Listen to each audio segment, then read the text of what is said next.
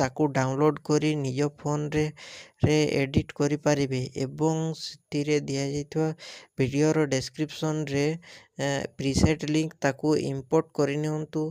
ତାପରେ ସେଥିରେ ଆପଣ ଯାହା କିଛି ଚେଞ୍ଜ କରିବାକୁ ଚାହୁଁଛନ୍ତି ତାହା ଚେଞ୍ଜ କରିପାରିବେ ଏବଂ ନ ଚେଞ୍ଜ କରି ମଧ୍ୟ ଆପଣ ତାକୁ ସିଧା ଡାଉନଲୋଡ୍ କରିପାରିବେ। ଯଦି ଭିଡ଼ିଓଟି ଭଲ ଲାଗିଥାଏ ଚ୍ୟାନେଲଟିକୁ ସବସ୍କ୍ରାଇବ୍ ଆଣ୍ଡ ଭିଡ଼ିଓଟିକୁ ଲାଇକ୍ କରିନିଅନ୍ତୁ।